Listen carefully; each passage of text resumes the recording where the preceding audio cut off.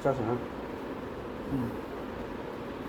नमस्कार, मैं प्रदीप कुमार। अभी मैं ऐसे शख्सियत से बात करने जा रहा हूँ जो संविधान को पूर्णतः जो इन्होंने अध्ययन कर करके और सोशल सामाजिक कार्यों में एक्टिव रखते हैं और ऐसे ज्ञाता हैं, जानकार हैं, जिससे मैं बात करने जा रहा हूँ। जो अभी सुप्रीम कोर्ट में जो जिस तरह से सुप्रीम कोर्ट का जो SC/ST क्रीमी लेयर की जो बातें आई, और अभी वर्तमान में ये खबर आ रहा है कि प्रधानमंत्री जो इस पर जो है स्टे कर दिया, चूँकि बोला कि किसी भी तरह का SC/ST पर क्रीमी लेयर लागू नहीं होगा। मैं इनसे जानना चाहता हूँ डॉक्टर इंजीनियर हरिकेश्वर राम जी से।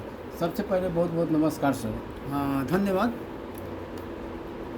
सर। जो अभी जो संसद में करीबन 100 सांसद गए थे, प्रधानमंत्री से मिले और SC/ST का जो क्रीमी लेयर की जो बातें आ रही थी, उस पर प्रधानमंत्री ने ये कहा कि इस पर किसी तरह के कोई भी ये नहीं किया जाएगा, क्रीमी लेयर लागू नहीं किया जाएगा SC/ST पर। क्या कहना चाहिए? देखिए, सबसे पहली बात तो सुप्रीम कोर्ट का जो आदेश है, क्रीमी लेयर पर कोई आदेश नहीं है। क्रीमी लेयर की सिर्फ चर्चा हुई है और ये हुआ कि क्रीमी लेयर लगाई जा सकती है, केंद्र सरकार को सोचना चाहिए, ठीक है।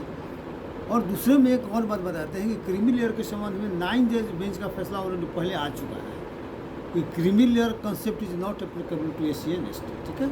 तो ये तो आई वाश करने के लिए ये प्रधानमंत्री ने ऐसा कह दिया कि हम क्रीमी लेयर लागू नहीं करेंगे। दरअसल असल सवाल था ये कि भाई वर्गीकरण होगा कि नहीं होगा शेड्यूल कास्ट में। तो शेड्यूल कास्ट में वर्गीकरण का निश्चित रूप से सुप्रीम कोर्ट ने आदेश दिया है और अपने कॉम्पिटेंसी से बाहर जाके दिया है। जो संसद का काम था वो अपने हाथों में लेकर सुप्रीम कोर्ट ने किया है और उसको मान लीजिए कि उनको निरस्त करना चाहिए था, उनको निरस्त करने का आश्वासन देना चाहिए था, क्योंकि उसे शेड्यूल कास्ट की सूची डिस्टर्ब होने की पूरी संभावना हो गई है। जिस कारण से डॉक्टर अम्बेडकर ने स्टेट को पावर नहीं दिया था, ये जानते थे कि राजनीतिक कारणों से अगर स्टेट को पावर देंगे तो राजनीतिक कारणों से शेड्यूल कास्ट का सूची डिस्टर्ब हो जाएगा, इसीलिए उनको अधिकार नहीं दिया।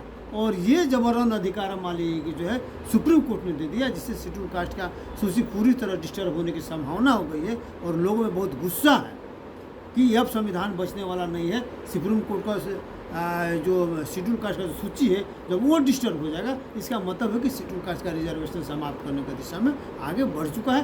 तो इस पर प्रधानमंत्री को कुछ बोलना चाहिए था, इस पर कहना चाहिए था कि हम सुप्रीम कोर्ट के आदेश को निरस्त करेंगे, सुप्रीम कोर्ट के आदेश को निष्प्रभावी करेंगे, लेकिन उन्होंने उस पर कुछ नहीं बोला। ये तो नहीं बोले कांग्रेस अभी तो हेतु मदभूत में है, वो करे कि हम सोच रहे हैं, अभी कमेटी बनाए हैं, ये देख रहे हैं, वो देख रहे हैं, जबकि स्पष्ट है कि शेड्यूल कास्ट के सूची को फेरबदल करने का अधिकार सिर्फ और सिर्फ भारतीय पार्लियामेंट को था।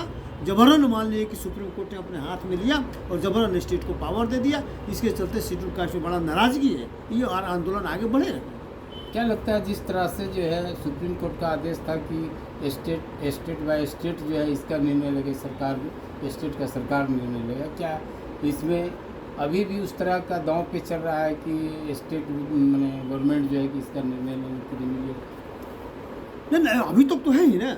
अभी तक मान लीजिए कि अगर इसमें चुप्पी साधे हुए प्रधानमंत्री, तो मान लीजिए कि जो स्टेट को मन करेगा अपना करेगा, अपना कमेटी बनावेगा, पॉलिटिकल कारण से शेड्यूल कास्ट के सूची को डिस्टर्ब करेगा।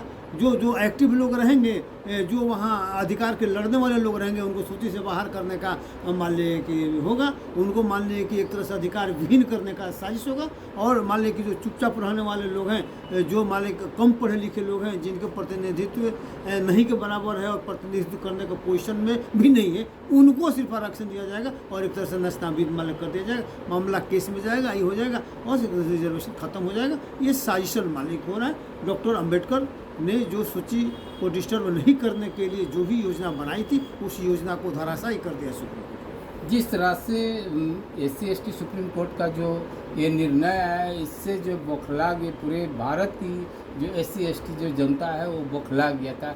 क्या इस तरह से बयानबाजी से, प्रधानमंत्री का बयानबाजी से क्या लोगों में ठंडक आ जाएगा, या उसी तरह से जो उबाल था पहले वाला उसी तरह से वही उबाल रहेगा ना?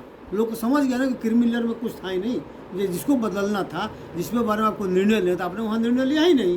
तो इसीलिए आंदोलन तो मान लें और भड़केगा।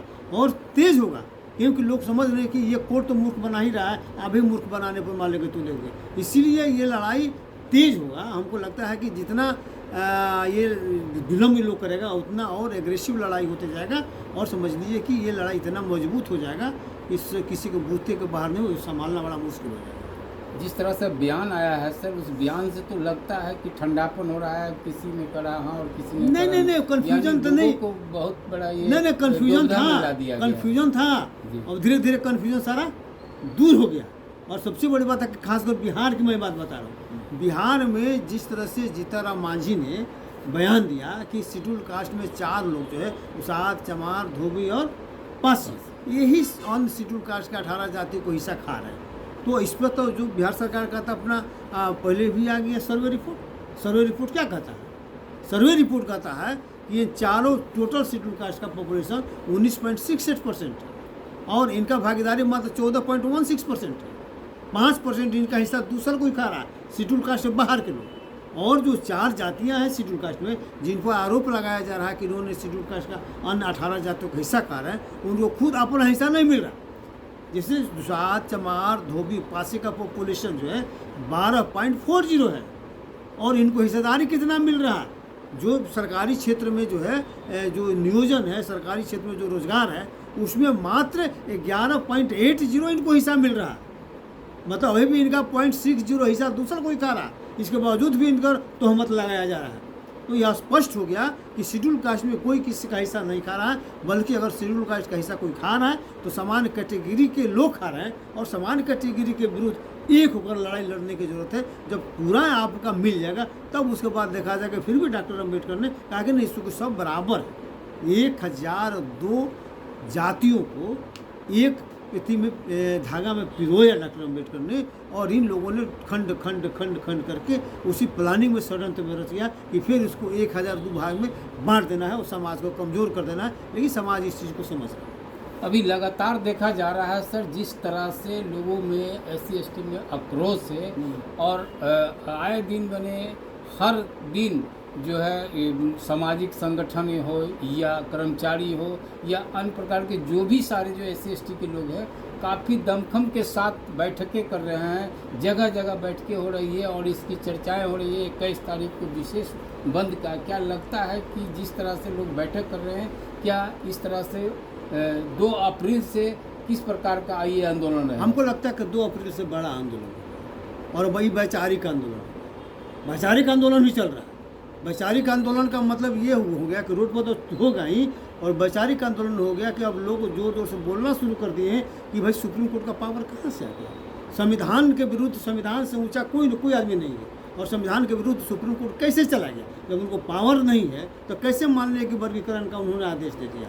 तो इतना जब वाले लोग समझने लगा, तब मान लीजिए कि अब समझिए कि लड़ाई को जीतना बहुत आसान है। लड़ाई तो मजबूत फेंका गया है, जाल फेंका गया है, लेकिन उस जाल को काटने के लिए शेड्यूल कास्ट के लोग सक्षम हो चुके हैं। इसलिए एक चीज़ को, बात को समझ रहे हैं, संविधान को समझ रहे हैं, और उनके जेके जाल को काट डालेंगे, और समझिए कि उनको जितना षड्यंत्र है सब धराशायी हो जाएगा।